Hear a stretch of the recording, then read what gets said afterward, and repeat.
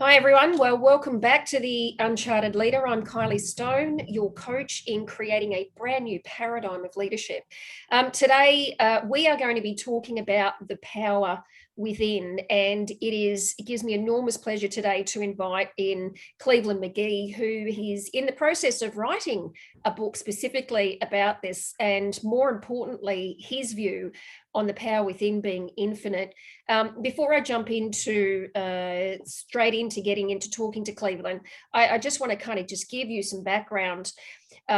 This is a topic for me that is very dear to my heart, and I think many of us will agree that coming out of the pandemic, and certainly we're not anywhere by any means on the other side of it, and those of us in Australia will know potentially this could be just the beginning of another really difficult time, because here in Australia we've had a government subsidy called JobKeeper and JobSeeker, and that comes to an end in the next week. And many people, including myself, who have certainly relied on that as a source of income, are going to find themselves in a very challenging place come the next month.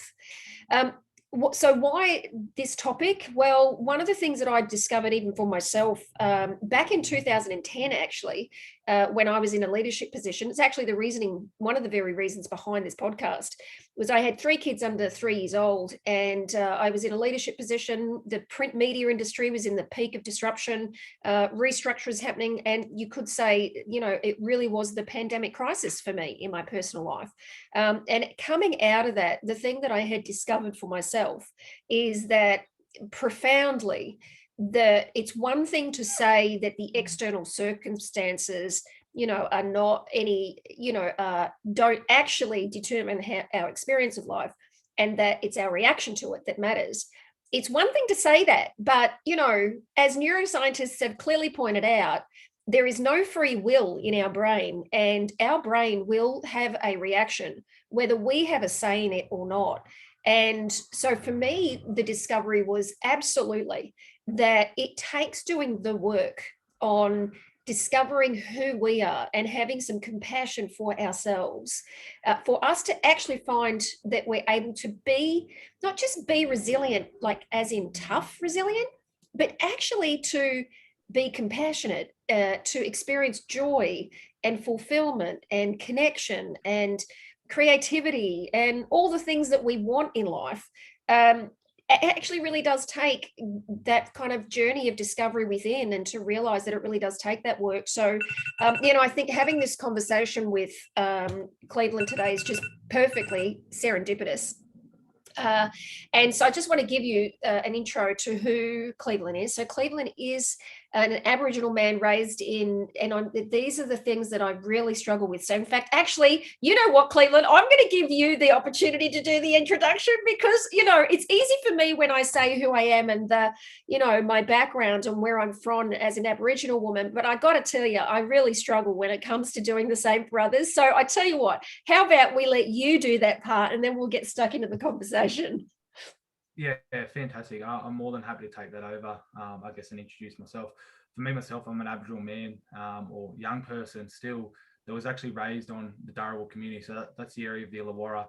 Now, it's not my bloodlines or my connections. I wasn't born and raised in my traditional country. My bloodlines and connections thrive out of Wiradjuri country of that area of Condobolin, New South Wales, and the Ngunnawal Ngambri country of the region of the ACT. That's myself personally. But I guess a lot of what I do has stemmed from my connection to community and being raised in a community that wasn't my own, and a community that realistically gave me the inspiration and empowerment to fulfill roles such as, a father figure that I wasn't fortunate enough to have from a young age within my life. And it seems that beyond that, remaining connected to my own community, to my own culture, give me this concept of the power within is infinite. And it come from a few different people and a few different places. And it seems that when I talk about different aspects of leadership or different aspects of life, I just find a way that everything relates back to it. Whether it's talking about the pandemic that you just spoke of, or talking about your own life. And, when you've got 3 children and you've got to go out on this own journey of your own, you've got to find that within yourself. It's not going to come from other people. Looking back and reflecting on, writing my own book, and I was reviewing some of the chapters that I've already written just this morning. and then adding to parts of that and talking about, the aspects of superheroes and villains. And quite often, even with leaders, but I guess more so a manager or a boss, we find these people too egocentric, not wanting to see other people succeed, that then is them taking place or replacing or overcoming us in their own mindsets, when it's not. It's also much greater than that. But I guess in my life, there's been a lot of people that have contributed to my understanding and knowledge into leadership, and obviously my journey in leadership itself. So my culture is really strong in that, and that's certainly an aspect of what I like to acknowledge. Yeah, and something that stood out for me too, Cleveland, was your reference, and I think this is one of the powerful things that I certainly connect with, even as you're sharing, deeply moved, I think, by the value and the opportunity for, sharing this kind of thing with the world, because, I think it's one of the things that's incredibly unique and powerful within our culture is the and I've got to say, I'm relatively new to this learning myself about the relationship between our past and who we are. And, many of us spend many of our years, running from things that happened in the past in order to think that we can bury them. But in fact, they really do shape who we are. But the reason I say that, Cleveland, because I know that you make reference to how you felt, a sense of responsibility and strength and resilience as a result of your relationship with your ancestors and the drive that gives you. So from your view, can you share with me a little bit about that? Yeah, certainly. It's, I guess, a drive that I get to live most of my days, obviously working for Wiradjuri, working as an adult educator. And a lot of that focus is on opening up mindsets and changing mindsets, letting people become flexible with it, but also find that bit of inspiration, empowerment within themselves. People say, "Oh, you've inspired me," or "You've empowered me." And well, no, I really haven't. I've just given you the opportunity to reflect on yourself. You found that within yourself. And for me, what I find the empowerment and inspiration for myself does stem from my ancestors. Speaking of my own bloodlines, my grandmother's grandfather at 51 years of age, being granted his exemption certificate, moving away from his traditional country, his Aboriginal family, and knowing that connection could be lost and will be lost for some of his future generations. A lot of people or different Aboriginal people I've spoken to may hold resentment for ancestors making that decision, because there is that loss of connection to their own culture, to their own family, and also their country. But for me, I find the strength and resilience that he would have had to make that decision and go on that journey. The strength and resilience from other experiences within my own family's lives, the stories of the pain and the suffering that they've shared, that give me that identification of I've got this strong, resilient blood for a reason. And I just feel that it's my responsibility to continue to share these messages, to continue to carry that strength and that resilience. If I don't, am I not just doing injustice to the pain and suffering that they would have had to have gone through? And that's where a lot of my, I guess, motivation, but also consistent drive comes from. And as I said, I'm fortunate enough that in the adult education world, and a world of sharing my culture on a lot of occasions, stemming to adult education, I get reminded about this so frequently and so often. And it's the comments of people changing their own mindsets, and not just non-Indigenous people when I'm sharing culture, also Aboriginal people, some that are older, some that are the same age, or some even younger, that reflect and go, I've never thought about it in that aspect or in that light, and it provides inspiration to them. And like I said at the start, well, it's not me giving them inspiration. I'm just giving them the opportunity to find that inspiration and empowerment within themselves. Sorry, I'm just so, I'm gonna, so obviously, if you're listening to this and or watching the interview, there's no accident to the pause and the what would you call, how would you describe this, Cleveland? The natural reactions. The natural reactions, the pause in my speaking, and the looking for what is there for me to say next, because I'm in this presence of I think it's what I would call, well, firstly, I'm in the presence of being deeply inspired. I'm also in the presence of what's possible when, and also not just what's possible, but what it really takes. When you've spent a lifetime attaching your self-worth to the external world.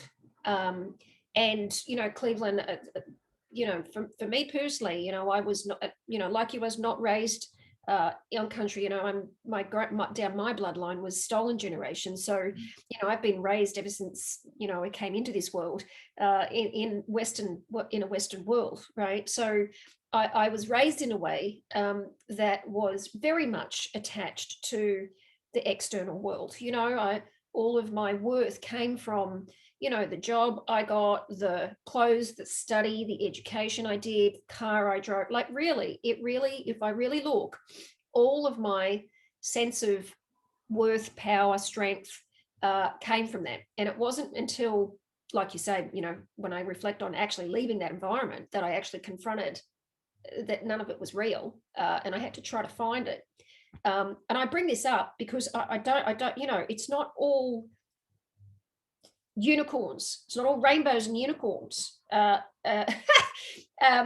other side is, right, like when you finally get to the point where you are really clear about everything you need is within you, it is a remarkably powerful place. But I'm not going to speak and have you believe that, you know, if you've not gone through this journey, I'm not going to tell you it's easy. Because if I did that, you would find it really difficult, because as you go through it, there will be emotional times. There will be times where you feel like it's really difficult. And, you know, what about you, Cleveland? I mean, I imagine given you'd have a similar story, given your passion for this work. Yeah, certainly. Look, there was certainly times when there was that confinement to Western society. And for me, I mean, when I talk about this concept of the power within, you know, and I reflect on people that have been involved in that, there's been a whole group of people. So, you know, I would, yes, the power within us is infinite in terms of what we can do for other people and for ourselves. And yes, we certainly need to find that power within ourselves, but certainly also worship and value those that are around you, that support you to achieve these accomplishments in life. I guess for me, it's the driving motivation and the driving factor, which keeps me focused on this, and it keeps bringing me back to that integrity, I guess, within myself, that I have to show this message, and because of that responsibility to my ancestors. But certainly there's been hardships, you know, not having a father figure around, massive. But I guess it's, well, what's the positive within that I've been able to find and take away. And for me, a massive, I guess, embodiment was even understanding gender privilege, you know, and that comes back to different aspects of privilege. We've all got different levels of privilege. You know, it's really evident in the dichotomy between the monochronic and polychronic worlds that we have within Australia, you know, that Western, but yet that cultural world as well. And unfortunately, we predominantly operate in that monochronic or that Western focus, those systems and structures. And we don't yet value that polychronic. You know, I've got privileges of you know, white privilege, the color of my skin. I've got privileges of gender privilege. You know, I've got privileges separate to other people of my own community, my own families haven't had or haven't been fortunate enough to have. Does it make me better than them? No, it certainly does not. Does it make them better than me because they've had these challenges they've had to overcome that I haven't? No, I wouldn't say it makes them better than me. What makes us better is our choices of what we do next. You know, by reflecting on the privilege that we have, stop working with people or supporting people to try and make them more like us, and rather working with or supporting them to be the best version of themselves. And I guess to be able to work with people to do that, you've got to be able to do that in yourself. So it's looking at these external voices outside, choosing what you will want to allow to influence or mentally precondition and hardwire the person that you are to be able to be the best version of yourself. You know, what you want. Our lives are so short-lived. Our working careers, if we're talking about that aspect, even shorter. If we're not fulfilled, if we're not connecting to it, are we not just wasting our life? Oh God, I don't even know. I'm stuck again. I don't know where to go. No, I do know where to go. It's actually, that's not the truth. I do know where to go.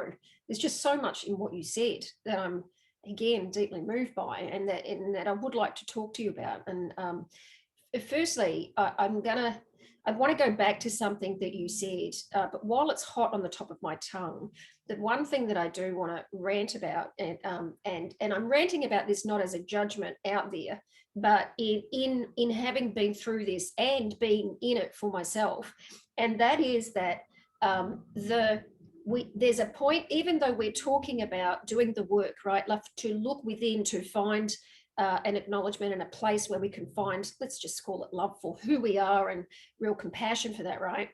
There's a point that I got to where I just was like, you know what? I've had my attention in the wrong place. You know, I've been at work trying to work on myself as if there's something inherently missing over here with how I'm dealing with stuff. You know, when I would do things, I'd kind of beat myself up, make myself wrong. And, you know, my internal state would, you know, tell me that I was a failure and I'm always going to be a failure and fucked up and have messed up and it's never going to work out for you. Like really horrible stuff, right? And what was the pitfall for me was to really then work on myself as if there was something in myself I needed to work on, rather than just recognizing that that was just a part of the automatic wiring of my brain, and then put my attention back on the, what am I creating, right? Now, this is a long way of saying this, Cleveland, but I think one of the biggest problems I'm now seeing is what many organizations are calling shared leadership, right? Mm-hmm.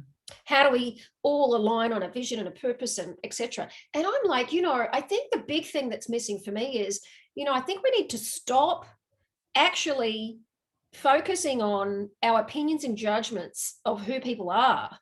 Like, does that even matter? I mean, if we're here to fulfill on a future, if we're here to have an impact in the world, if we're here to, you know, create a big business, or we're here to create a community social justice system, or, you know, if I'm here to create a coaching consultation or a brand or whatever that is, right? If we're here to fulfill on that thing and we all align on that together, why do we need to get trapped up on, you know, our opinions about whether we like what someone says or don't like someone says, or we don't like the way they look, or we don't like the fact, like what, do you know what I mean? Certainly. I think a big concept is this structure that's been developed in Western system of these titles, these aspects of titles, or these aspects of, you know, you hold a master's or an honours degree. Yeah, they're fantastic and it's a fantastic accomplishment, but it's just a title. It's just a word, you know. The accomplishment is actually in what you've done to get there. You know, we've all got different strengths and different skill sets we bring to the table. So this aspect of shared leadership, I would agree. You know, why does it matter what you look like, where you come from, what the color of your skin, your eyes, or your hair is, you know, what your cultural background is? Let ourselves identify what those strengths are that we bring to the table. We're all aligned to work on the same thing, but I think it gets brought down by this aspect of title. You know, leaders who really, I would just say, are managers or bosses, they want that title for themselves. They want that, I guess, the title or the word that comes with the accomplishment, you know, with getting to being a leader, with getting to being who they are. The accomplishment is what you're achieving and how you're doing it yourself. It's because it's within you that you're able to achieve that and accomplish it. What comes next, the reward, the title, it's just a word to me anyway. That's how I see it.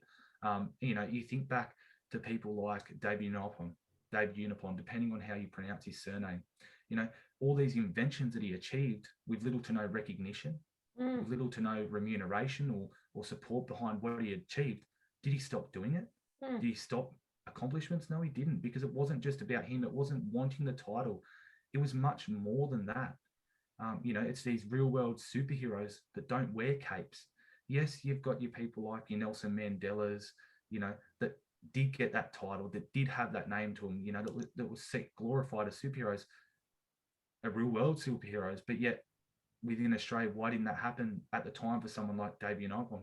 Because I guess it was against the status quo, you know, that Aboriginal people or people with black coloured skin in Australia were not as superior, or were seen to be less superior than those of white skin. And, you know, it's for that fact, that egocentric fact, that they didn't want to give that title or that recognition, because that would be going against this status quo or this stereotype that's been formatted or set. Once again, it just highlights the dichotomy between Western and cultural structures and systems. Yeah.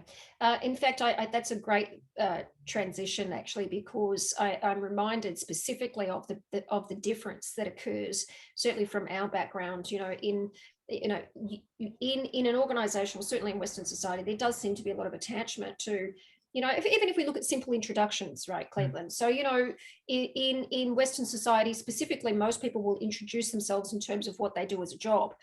If you go to any event, people talk about, or even they talk about their bio. You know, the very first thing to come out is, you know, what academic qualifications you've got, and you know, it's all about the status, right? Whereas, you know, I'm reminded of the journey of the welcome to country, right? The actual purpose behind that, which is when communities, when people from different nations or different communities would come together, you know, you would welcome the person or that community, that tribe into your family by a welcome. And that was, you know, it was nothing of that was to do with status or, you know, who was going to be the, you know, the bigger person out of the whole thing. I mean, it was just not that, right? In fact, anytime, and this is what in fact, this is probably a really great frame on the, you know, when we, and I say we, when who we are is we introduce ourselves and we acknowledge country. Our introduction is really on the creation of who we are, and community more than anything else. I think what's been lost in that welcome and acknowledgement aspect is the significance that it actually should have. And we get these comments of tokenism and ticking a box, but if we reflect on maybe why those comments or those views are shared, is exactly that. Because for people that are delivering are more focused on, I guess, channeling their introduction around who they are and their status or what makes them them, and they lose focus on the respect and significance that an acknowledgement actually should have. And when we're talking about a welcome, you know, it's even bigger than that. It's a concept that's even bigger, and it comes from those who are responsible for the land in which you're on, for the land in which you need to be respecting and taking note and acknowledging and understanding significance behind, you know, because that is the formation of whether it's where you're living or where you're working, or if it's where you're delivering a keynote speech. It's still the reason for why you're there is because the people that have been before you, the Aboriginal people that have been there before you, have ensured that that land was somewhat sustained and protected for you to now be there as well. But we lose focus on this respect because we don't actually understand the significance behind it. Certainly a conversation that we could go further into and would take a significant amount of time to fully unpack. But I think that is definitely certainly a thing is I don't worry about introducing. And, you know, when we talk about the education system and we're talking about who we are at the start of training or delivering training, you know, we try to set the platform that we are the subject matter expert. When it comes to Aboriginal cultural training, you cannot set yourself as a subject matter expert. That's right. You know, Aboriginal culture is so diverse, but yet, yes, because of the education systems we've been raised in, Australians just perceive that it's one culture in Australia. It's much broader, it's much bigger than exactly that. You know, even me sharing my culture, well, I get bits of culture and my knowledge from where I was born and raised, from what I've been shared about my own family, my own communities, from different communities that I've lived within, and I guess being able to, fortunate enough to engage in and learn from. But I certainly haven't been all across Australia. You know, we're talking about over 350 different significant countries, mobs and nations within Australia. How can I set myself as a subject matter expert when I haven't even been to half of them? I just love that. I just so love that. And I'm going to filter what you said through a Western view, and which is why my sense of humor is there, right? But I just thought, you know, in reality, really, right, there's 7.9 billion people on the planet, right? When and certainly one of the things that when I'm doing a welcome, for me it really is in respect of, you know, really to welcome the world in which we all show up in, you know, and that, you know, you are absolutely spot on. You know, we show up, you know, really in respect of honoring all that is there, that there is to acknowledge, you know, and you know, I it's easy for me to see this now, but I mean, I think even for my children, for example, I'm like, you know, kids come into the world and they think they actually know everything, and I have to keep reminding them, it's like, sweetheart, you know, there is, you know, the 7 billion people on the planet. What kind of has you think that you already know everything? You know, it's actually more freeing when you can be that you do not know, and that you can just simply acknowledge, appreciate the world in which everybody brings to life, Bring you know, something. so Yeah. So no, we're not going to go. I think, quite frankly, I think just even that, Cleveland, will create a whole opening for people about the value in those, especially because I do think there's a massive area of and a number of people who just don't simply get it, and it does occur like a thing that we just got to do. But for anyone who doesn't really understand it, I do invite you to go do your own research just to get yourself started, because it Look, is paying attention to send me an those things. email. Yeah, Have a there you phone call go. with me. I'm happy to break it down. It's about opening up mindsets. There's going to be audience, people listening that will see what I'm saying, and people that will just completely disagree, and that's fine. But maybe that's because you haven't been given the opportunity to become educated in it, or you haven't been given the opportunity to start to open your mindset, to start to be flexible with these different concepts. We're so channeled in what's pushed out by, for example, the media, that we've been hardwired, we've been mentally preconditioned to influenced to have the perceptions, the biases that we do. Yeah. Well, I certainly, if I think one thing I will say about why it's important, and if you don't know to reach out to Cleveland about it, is because one of the things that I got for myself is that what becomes available is a profound appreciation for being heard, having the experience that you're seen, heard, and appreciated without all the bells and whistles. So, I kind of just that, if that occurs to you, then you should absolutely reach out to Cleveland. Cleveland, the other thing I want to flip back onto, coming back to the power within conversation, is you're mentioned a couple of times about being raised without a father figure. Would you share with us a little bit more about that, the impact that had on you? Yeah, certainly. I guess if I look at it, probably one of my greatest accomplishments is now being a dad myself. And probably one of the biggest challenges for me was not having a dad there. I see there's a difference between a father and a dad. That father is doing your part to bring a young person into the world, to bring a child into the world. Yet that challenge of being a dad is an ongoing day-to-day thing. It's a lifelong challenge. It's not something that you can just, I've done that for a little while and I can step back from that now. It's lifelong. It's why it will forever be the biggest challenge for me. But it's also becomes the greatest accomplishment for me because it also is lifelong. And for me, a massive part of that is, yes, I had a father, somewhat had a dad until, I was 10 years old. But certainly just a father after that, certainly not someone I would see in that light as a dad, someone that's been there day in, day out for that lifelong journey for myself, but for me, it helped mold me to become who I am. It was my mum supporting me and going, you need to go out and find these positive male role models yourself. It was the Aboriginal community of the Wollongong area providing me with positive male role models, not just cultural learning, but learnings on becoming a man, becoming a dad myself. I didn't have that, so I had to get it from somewhere. There were certainly people within my life, in particular, I think of one person who was a coach, a rugby league coach for me for many years, still will go down in my books as the greatest coach for me ever.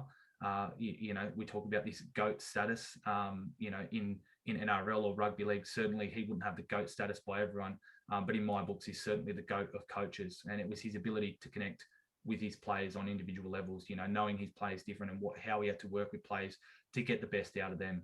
And for me, certainly played a significant factor in not just that as a coach, but that as a life coach or a dad for myself also. I talk about this concept and I've shared it on my own social media before. Being a dad is just a superhero in disguise. And some people go, well, how do you see that? Well, every day your children look to you for inspiration. Every day it's setting a positive example, not just empowering them, but empowering yourself to be able to lead them, on a day-to-day basis, leading them to respect other people, leading them to not have these influences, for example, that I've had, put on me, these biases that we begin to factor into our lives. So it's leading them to remove those influences or leading them to be the best version of themselves, obviously, as I speak about the power within. For me, a significant factor is this respect for women. Women are so significant now. They're the ones who brought us into life. They're the ones who contribute to our life on a day-to-day basis, from the time we're born all the way through. So for me, being a dad is just a superhero in disguise. And as I said, certainly one of my biggest challenges in life was to do it without having a dad, but certainly inspired me to want to become and be a dad each and every day. It's a lifelong challenge, but it's also one that I relish, and I just see, I guess I see challenges as opportunities to continue and grow and develop. And certainly, kids present with challenges. You were speaking before of your own daughter and thinking that she knows everything. Certainly I can testify to that. I've got a 5-year-old, but I think the biggest thing for me is inspiring him to continue to grow his knowledge. And I see this now, he relishes education, and certainly something I'll push for him, because education does give us knowledge and it does give us power. But certainly I won't let him be defined or be limited by society, regardless of who it is or what it is. Whatever his concepts are, whatever his beliefs are, as long as they're meaningful, they're purposeful, they're going to make an impact. I'll certainly be driving him to reflect on that. Yes. Doesn't want to go to year 12, don't go to year 12. Society tells us we need to, but not always the case. Society also tells us that we need to listen to teachers, and they know everything because they've got that degree. I'm not saying they're not knowledgeable or that they're not good at what they do. There's a reason why they're a teacher. But when you go through the education system and you're taught this history of white Australia and what appeals in white society for the way in which Australia is founded and has become what it is today, the education system I was taught couldn't be far from the truth. But then I go home and there's these community members, aunts and uncles, elders. I've got my own family sharing stories of pain, suffering, stories of truth that completely challenge what I'm told at school. Society tells me that I have to listen to that teacher because they've got that university degree to be a teacher, when my family or community at home don't have that title. So who do I listen to? Yes. It's exactly, for me, the aspect of these titles, why it's one reason why I don't like them, because just because you've got that title doesn't necessarily mean that what you're saying is true.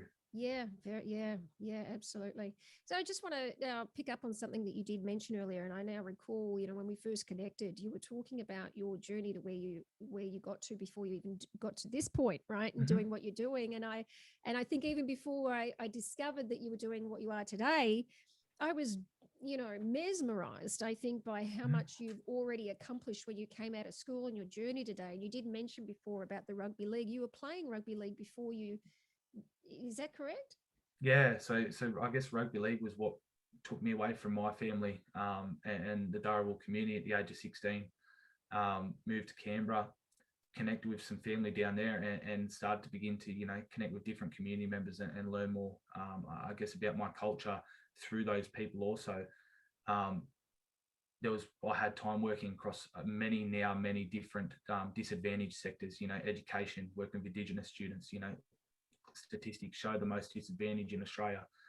Worked with those embedded in the juvenile justice system as a community caseworker. I worked in the disability sector up in the Newcastle and surrounding regions. Worked in the child protection sector, and now I guess a big focus for me is adult education and consultancy in the work that I do for Wiradjuri. But for me, it was very early on in my working journey with the Australian Indigenous Mentoring Experience that I met a young person who I guess now when I talk about what inspires my leadership or who's that mentor for me, where did that inspiration come from? For me, it's rather the inspiration behind a concept, not so much an individual. And there's 3 major players that I talk about within that, 3 major people that play different roles, but integral in, I guess, me holding and maintaining the integrity when I talk about this concept of the power within.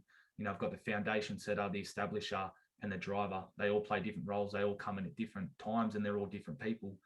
But yeah, it's what brings me back to being true to my integrity when I talk about this concept and when I talk about leadership. And I guess a big thing for me is not just being happy with being the best policy defined or society limited person, not just going in and doing the bare minimum of what's expected, and certainly not doing more just for that reward, that title, or that word that comes with that accomplishment.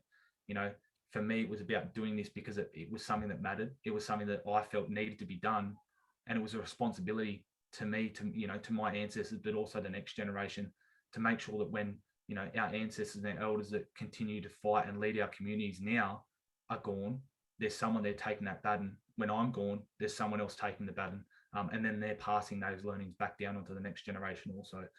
So certainly for me, it's a concept that comes with three key players in particular, but certainly it'll always be that responsibility to my ancestors.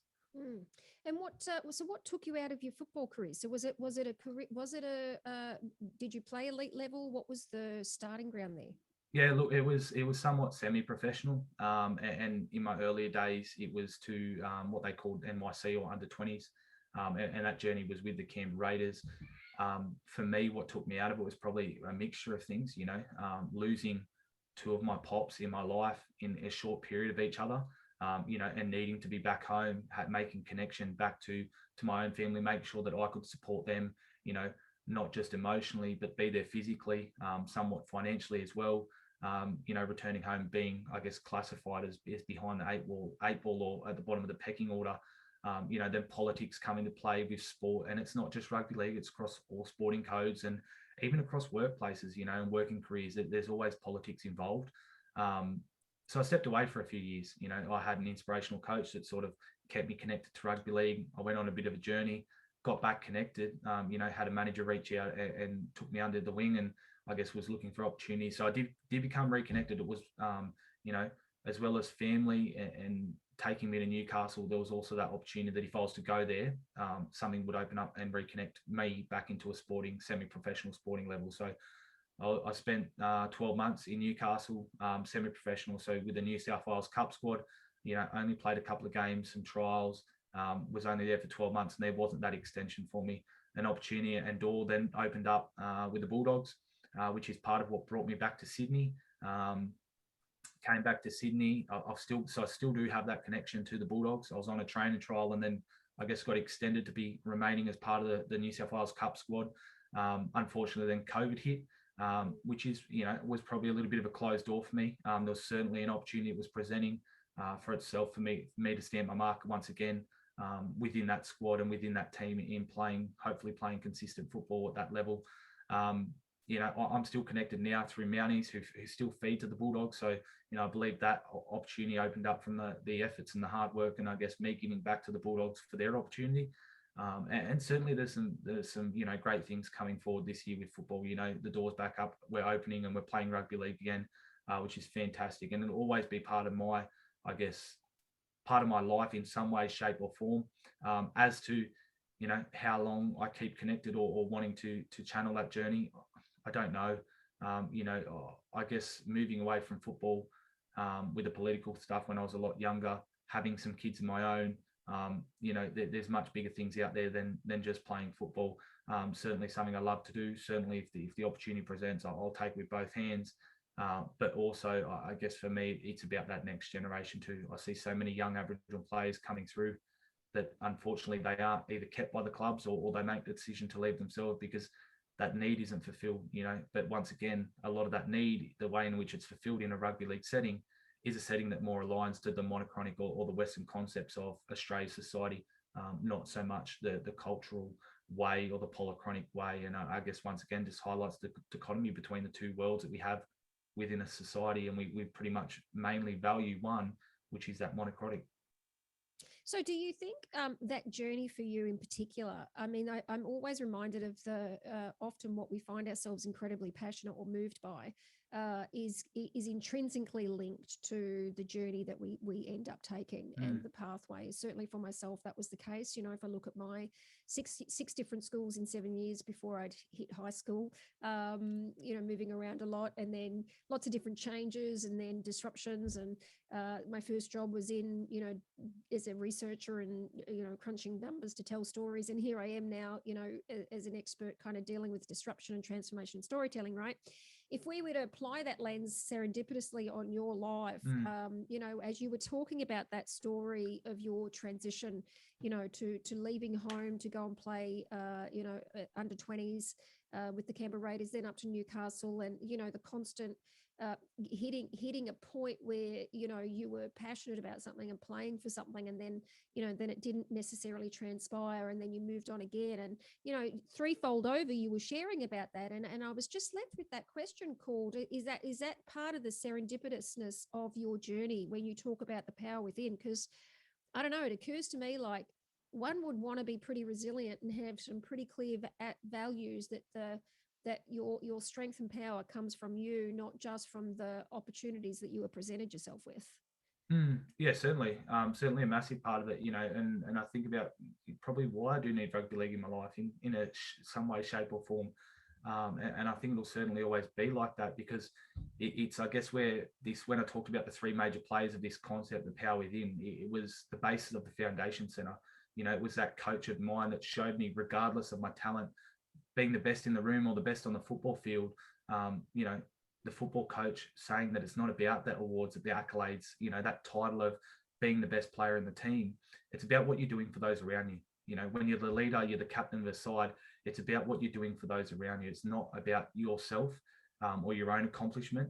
It's how you're helping them grow. It's empowering them by giving them the accolades, by giving them the tries. And that, if we look back to let's be real here, the GOAT of rugby league, the greatest of all time, just retired, Cameron Smith. All of these rewards and titles have come afterwards. But once again, for him, it wasn't about that. He was the leader of the Melbourne Storm. It wasn't about him achieving them. They were just the titles that come with his accomplishment of being a good footballer, being the best footballer he could be, and also inspiring those around him to be the best version of themselves on the football field and off the football field that they could be also. And it's now why we talk about him being the greatest of all time. But certainly at the time, for him, it wasn't about the accolades or the awards. They would just come with him being there for that purpose of being the best footballer he could possibly be, week in, week out. And obviously also inspiring and empowering those around him, giving them the accolades, giving them the tries also. So I've got a couple of questions now that I want to ask you about some of the highlights. I think it's fair to say, especially being a father, but also given what you've done from sporting and also the work that you've been doing. But if you were to look at the first thing that comes to your mind when you reflect on what was one of the greatest accomplishments or a moment where you just experienced real joy and fulfillment or success for yourself, what comes to mind for you? For myself, it's a difficult question, because like I say, the biggest accomplishment will always be being a dad. It's a challenge. It's day in, day out, and it's filled every day, day in, day out. Yeah. But, all right. Well, I got an idea. Why don't we say, let's just put the fact that you're a father aside. Yeah. I think every parent would, I kind of think it's, we know how much joy there comes. But let's, I tell you what, let's play this game. Let's validate the ego for a second, right? Let's just say we can give absolute prowess to the sense of satisfaction or that may be experienced when one feels really elated about what one's accomplished. When I say that, is there something that comes to mind? Probably this concept of the power within is infinite. It's probably separate to family. It's probably one of my biggest accomplishments, and certainly a challenge still, and something that's certainly got more accomplishment to come. And focusing on the accomplishment, I would like to hope that certainly a reward or title was to come, if we're talking about filling that ego. But it also stems from, I guess, the establishment in terms, or the establisher in the three major players behind the concept. A young boy with malignant brain tumor, he was labelled as a ticking time bomb, but yet in the work that I was doing with him, he was the happiest kid in the room. Oh, he was always curious. That's gotta be a moment, doesn't it? Was always excited to make the most out of every opportunity, out of every day, and he wanted to make others smile. And he seemed to always naturally make other people smile. He wanted them to love and be happy with what they had. It's not the cards that you're dealt, it's rather how you play them. And as the establisher, the way I see it, this kid dealt me a card and I'm just playing it each and every day. And it's called, the card that I call the power within is infinite. Okay, now on the opposite side of things, Cleveland, as far as one of the biggest obstacles that you came up against, what would you say stands out? There's probably two. One's certainly, and they're both really personal, but one's certainly the roller coaster ride that I guess not just me, but my family experienced, one of mental health, and not for myself, rather for my brother, certainly presented challenges, and it was certainly difficult to see not just for him, but also for my mother, for mum. Each and every day it had impacts. It certainly presented challenges for me that, I had to step up a little bit, be a support, not just for her, but for my younger sister, for my brother at school. Certainly that presented challenges of myself getting in, fights at school to protect him. He's the older brother. Shouldn't it be the other way around? Shouldn't it be reversed? So certainly that would be one of the greatest, and it stems back to that father. As I said, I wouldn't give that title of a dad. It's an accomplishment. It's a lifelong thing. So it's certainly not there. But that father was the impacts for why we rode this roller coaster. I mean, we still ride it. It's still there. It's still present. So that was certainly a big factor of it in terms of a challenge or disadvantage for me, and certainly a personal one. The next would probably would have to be having our first child, which stems from, I guess, the challenge of intergenerational trauma for Aboriginal people, and certainly a significant fear for my own mum that changed attitudes, behaviors, or the way she was with myself and my partner, seeing our relationship, which was really strong because of what we went through with my brother, became I guess a bit distant or quite distant, to the point there certainly wasn't the level of communication we previously had. There was certainly times when we're, yelling, screaming, abusing each other, swearing at each other, because of this fear of intergenerational trauma that my mum had, that her firstborn grandchild, my firstborn son, would become part of these high statistics, the overrepresentation in the child protection system for Aboriginal children. The fear, because the responsibility on her to carry on what her ancestors and our family members had done in ensuring that we didn't become part of what they do call the stolen generations and didn't become part of those higher statistics. There was a massive divide in family relationships for me and my mum. And that was because my partner needed me, my son needed me more than what, mum did. She's a great woman. She's experienced that. But it now means that, from that, I had the strength and resilience of her to be able to identify the intergenerational trauma and then be honest in conversations in coming forward and talking about that and why there was a change in attitude and behavior for herself. But furthermore to that, probably even more so my partner, another Aboriginal female, strong, resilient Aboriginal woman in my life that gave my mum the opportunity to sit down and have that conversation, because a lot was directed in terms of the attitudes and behaviors I felt towards her, that she was able to sit down and allow my mum the opportunity to have that conversation. And even further to that, listen to what my mum was saying, hear what she's saying, and move forward from it. Yeah. If it's not for them reestablishing or having that foundation reset between their relationship, do I think the relationship between myself and my mum, or my mum and her grandchild, would be what it is today? Certainly not. So I think it comes from two components. And once again, we're talking about strong, resilient Aboriginal women.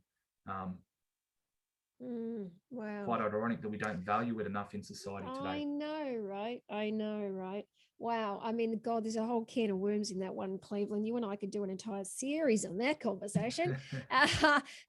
In service of coming to the end of our conversation today, though, I do want to ask you, which I do at the end of every interview, which is to have you complete a statement about what your view is, certainly in your experience of being a leader.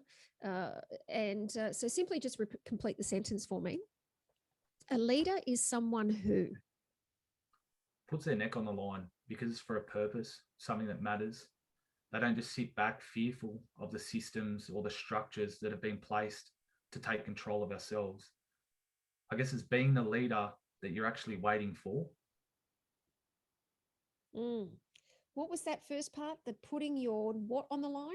Putting your neck on the line putting because your it's for neck a on the purpose line. or something that Yes. matters. Yes. Wow. Yeah, I know this sounds really crazy, right? Maybe because it was yesterday I did a keynote yesterday, and one of the parts I was talking about was the proverbial chicken, that sometimes in the context of being a leader, when someone's head gets put on the chopping block, it's usually the leader, and everybody else runs around like the proverbial chicken with no head cut on, right? And this is like quite the opposite. They're running like not having it on. So yeah, I think you're spot on. There's also a really fabulous TED talk. Have you seen the TED talk by Derek Sivers called How to Start a Movement? No, I haven't. Oh my God. I have watched a video though on YouTube which shows components of leadership, which I somewhat unpack, or I will unpack in the book that I'm writing, Right. about this, not just the leader that comes up with this new life-changing idea or innovation, but yet rather the first person that follows is just as impactful or as powerful. Yeah, that's right. So this was exactly that. So the guy on the hill was at a rock concert, and starts going crazy, dancing around the place. And of course, it's not until the first person starts to follow that the lone nut, so they call him, actually turns into a leader. And I just, it's one of my favorites. And I'll certainly put it in the show notes, because I think a lot of what you've shared today, certainly in a lot of what we say about our, from our perspective about leadership, which is ultimately about community and togetherness, I think it says a lot in it. Anything else we may have missed that you wanted to jump in and share before we jump off? Well, I guess if I'm just to complete the three key players, within this concept that it comes from, I've already talked about with you, the foundation setter, my coach, the established setter, a young boy labeled as a ticking time bomb. The third concept, or the third player, would be the driver, which is a daily connection for this. The player that I'm forever grateful for gives creativity, strength, resilience, and honesty to me each and every day. Drives my accountability to reflect and also connect to not just the concept of the power within, but it also allows me to grow, be grounded, and work countlessly to ensure that I remain connected to my family, connected to this concept that I have, and connect to continually challenging other people. A leader, I guess, that doesn't even know that they are, and certainly wouldn't try to take that accolade or that title that they are a leader when they really are. Fantastic. So when's the book coming out? Look, it's something I haven't put a time frame on. Right. Obviously, we all work very busy lives, live very busy lives, and certainly, I guess, taking it day by day. It's when I first thought about this and spoke to it, who is the person, who is the driver of this concept, it was go and do it, but don't put pressure on yourself. Yes. There's people that certainly if I went and talked to, they go, well, you've never written a book before, so how can you be a writer? Yeah, but the first person that wrote a book, they weren't a writer before that either. Someone was courageous enough to start it. Yes. Someone committed to the idea of writing it. And that's what I'm trying to do, is commit to that idea of writing a book, have the courage to do it. And certainly I've got confidence in my ability. I've started, made some great inroad, and certainly the more I do it, the more I become curious about it and want to keep putting into it. So I can't give you time. What I can give you is when it does come out, I'll certainly let you know. And certainly those people that do listen to this about my concept of the power within, will know it come from me. For those that haven't heard me talk about this, put it this way, they won't know it's me because my name won't be on the book. Oh, I don't think we should do that. I think we should absolutely do that. Oh, I'll have to challenge you on that one, Cleveland. As an acknowledgement, remember that the name is simply a representation of your entire ancestry and community. So that's my challenge to you anyway. So what I'm going to do is in Cleveland, in the meantime, what is the best place for people who, if they do want to reach out to you, where should they find you?